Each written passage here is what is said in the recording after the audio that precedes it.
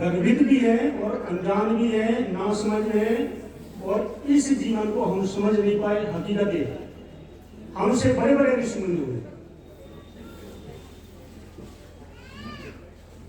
एक आदि शंकराचार्य हुए जिन्होंने 13 वर्ष की उम्र में 6 शास्त्र, 11 उपनिषद, 4 वेदों का अध्ययन किया था। और अंत समय में उन्होंने भी वेद शास्त्रों को पढ़ करके प्रश्न किया, को अहम कष्टों, मैं कौन हूं, तुम कौन हो, खुद आया, मैं कहां आया हूं, तुम कौन हो, हम कहां आए हुए हैं। यहाँ सामने बोर्ड लिखा हुआ है, मैं कौन हूं, मैं आया कहां से हूं, को मैं जननी, को मैं काल, मेरी जन्मदात्री कौन है। अब इस जन्मदात्री का मतलब ये नहीं कि हमें जन्म हमारी माता से मिला हुआ है। ये हमारी भूल है कि हमें अपनी माता से जन्म मिला हुआ है, ऐसा नहीं है। माँ ने तो हमें जानबूझ के थोड़ी धरा हुआ है, तो अचानक हम उनके गर्भ में पहुंचे और उनको 9 महीने तक धारण करना पड़ा और हम उनको कष्ट दे के ही बात होती। हर हाल में हमारा इससे पहले भी जन्म था, उससे पहले भी था, उससे पहले भी था। जब सृष्टि नहीं थी तब भी मैं था।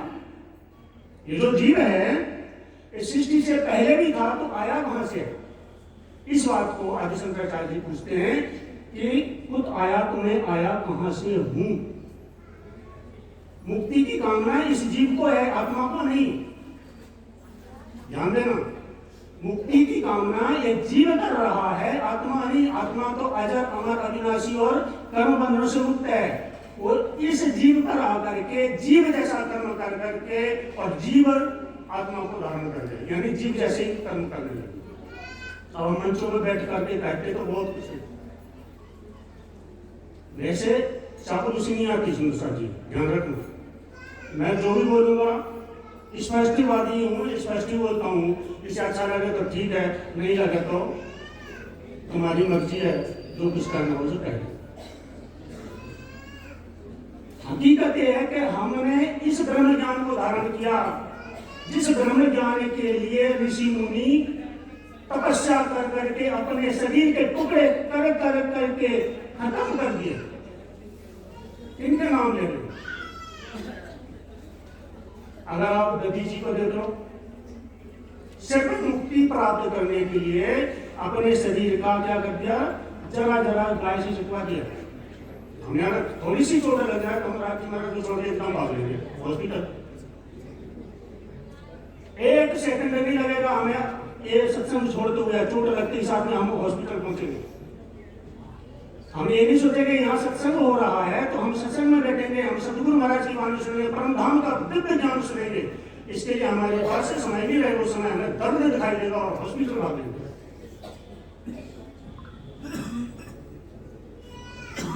और भी सुंदर साथी एक मकर ध्वज ऋषि थे,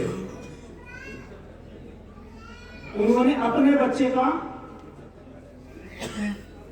बलि दे दी थी, सिर्फ सत्य पर चलने के लिए, मुक्ति को प्राप्त करने के लिए, इस जीव को जन्म मरण से मुक्त करने के लिए। और उनको भी एक ज्ञान नसीब नहीं हुआ। बड़े सौभाग्य की बात है, इसलिए मैं कह रहा हूं बड़े सौभाग्य की बात है, प्रसन्नता की बात है कि इस तनक में रहते हुए इस जीव को उस पूर्ण परमात्मा जिसको जानने के लिए ऋषि मुनि तपस्या कर रहे। वेद क्या कह रहा, वेद कहता है अयम विश्वानी देव सवितर दुरितानी पराशवा। यह जो वेद है, वेद का मतलब यह जो विश्वों को धारण करने वाला देव है यानी ब्रह्म है, यह समस्त ऐश्वर्यों का भोक्ता है, शांति का देने वाला है, आनंद का देने वाला है, पर सबसे दुरितानी, सबसे दूर भी है, परम आनंद भाव को प्राप्त है।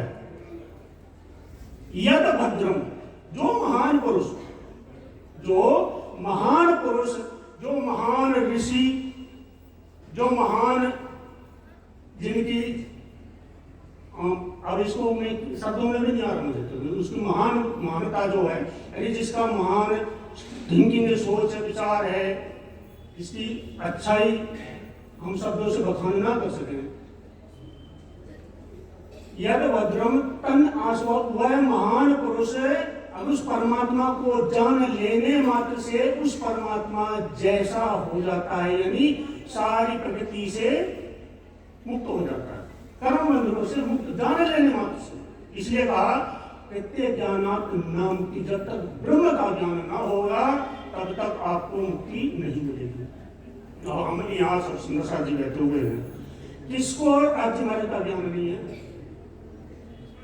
सब कहते हैं चलो चलो रे साथ अपन जाइए धाम, मूल वतन धनिये बताया जित ब्रह्म सेती श्यामा जी श्याम, सबको अपना धनी श्री श्यामा श्याम और अपना वासा है निजाम। कह रहे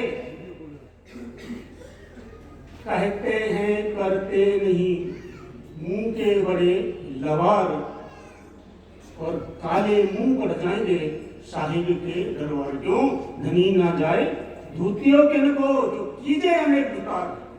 अरे हम राज्य महाराज का नाम लेकर के अपने आप को समर्पण करना चाहिए थे। जहां सतगुरु महाराज ने अपने आप को समर्पण किया तो आज सारी दुनिया उनके पीछे है।